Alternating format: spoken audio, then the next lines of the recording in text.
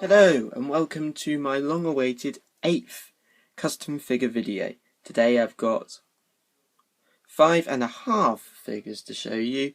Some you might have seen before where I've just sort of tweaked them in terms of these ones, and some are really simple customs that aren't difficult to do.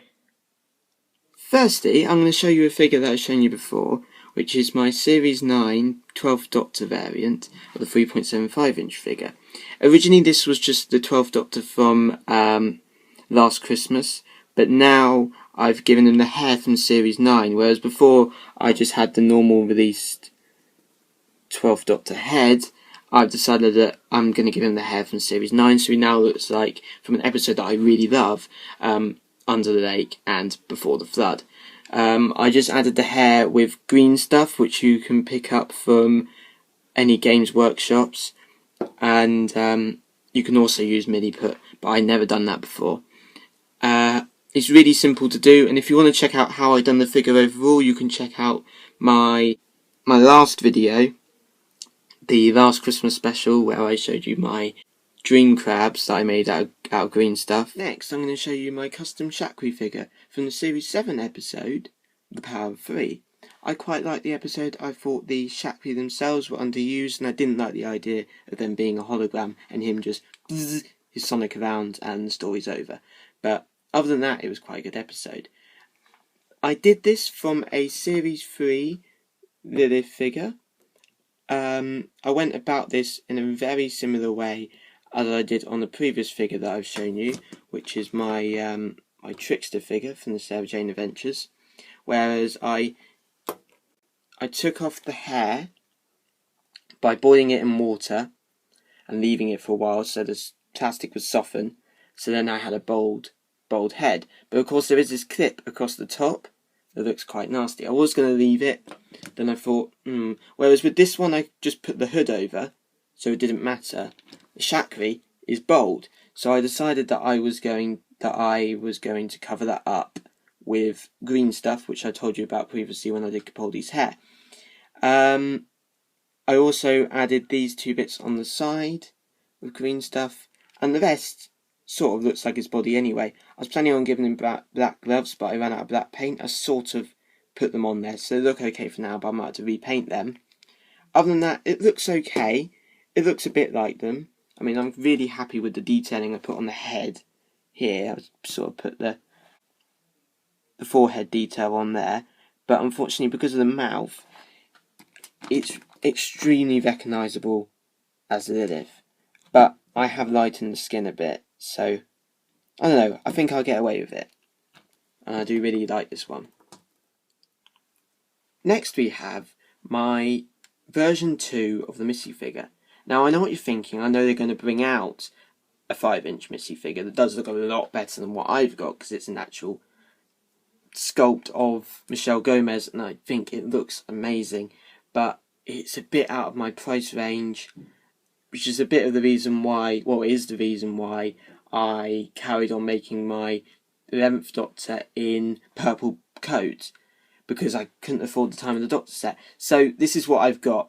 This is obviously made from the Idris head, which is from the one that I made previously. Now previously I just used an Idris body, which was okay, but it had the sort of the texture of her dress, which didn't really work for Mrs. because she has quite a sort of a smooth dress. Very Victorian, obviously. So instead, I thought I would redo it. To do this, I used a Series 1 Girl Zombie figure. What I did was I took off the head by, again, soaking it in boiling water, letting the plastic soften, and then popping it off. I then sanded down the sort of cuvette area. I didn't do it amazingly well. If you look closely, here you can sort of see it still, so, but I think that sort of works because it means I can, it sort of looks a bit like the collar, whereas if I left it smooth it wouldn't have a collar at all. I mean, I could add it in with green stuff, but it wouldn't be the best. To do the jacket, I used the only figure that was sort of available to me, because I was getting them at like £2 each at a convention, was the 10th Doctor in trench coat. I'll show you what I did with my 10th Doctor when I took the trench coat off later. But obviously I took that off and I cut it down. I added it on. In order to get it to close at the front, I used hot glue, so a glue gun. And it sort of goes over the back like that, which isn't perfect. I mean, I could join it together with green stuff, but for now I'll leave it. I ended up shortening the hair even more this time, so it does look a bit flat at the back, and making it a bit browner, because last time I just painted it black, and adding a black wash. To do the, I think she had called it a certain name in Magician's Apprentice, but I can't think of what it is now. Sort of the pin on her neck. That was just a part of the trench coat that I cut off, and I cut it into a circle and painted it gold and silver. It's not perfect, definitely not perfect, but it'll work. Next, we have my two 10th Doctor blue suit variants. This is again to go with my action figure series that I'm filming at the moment about the parallel 10th Doctor. Obviously, I did this one from a normal blue suit 10th Doctor. So I took this one, it's the original one, and I took off the jacket after boiling it in water again, and I sanded down this bit to make it into the t-shirt, which you can see here. I then got my green stuff and I added on the collar, added it down here, and the triangle piece sort of all the way around and to here. I'm sort of happy with this figure. I mean, it could have gone better. I've got so much paint bleed and stuff. But of course I can't go back over it with blue or anything, so I'll lose the pinstripes. But I think I could have painted it better because it just looks sort of an odd shape in the distance. And you can still sort of see the other collar there. But other than that, I do really like it. I can still turn his head. It took me ages to get this head back on. For some reason I took it off. And yeah, I'm happy that I did do that in the end, because now it means I can turn his head, which is going to be different for the other one that I done, which is this one. Now, as you can remember, I did make my Missy figure out of a 10th Doctor in trench coat. Once I took the trench coat off, I thought, what am I going to do with this 10th Doctor? I mean, I've done him in his pyjamas, I've done him in his tuxedo. I don't have anything else to do, but I did really want to pick up two of these so I could do this one. But I couldn't find another one, which was really sad. But then I thought, oh, wait a second, can't I just paint this one? So I have. So obviously there's no pinstripes because that would just go wrong. That would just go really wrong.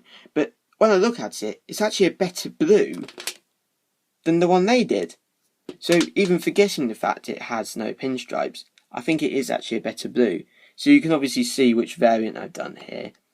It's the one in his burgundy tie and shirt. And yeah, no pinstripes. I did have to try and add in the red shoes, which worked okay, but not perfect. As you can see, I've got a bit of red on the trousers there, but they don't look that bad.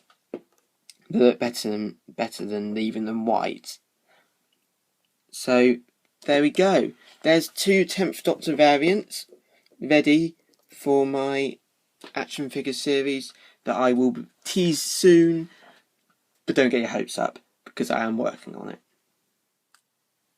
Obviously, as you all know, the one downside to finally them releasing a 5-inch Peter Capaldi 12th Doctor figure was no waistcoat, because they decided to bring out four variants of the same figure, because that's what characters do.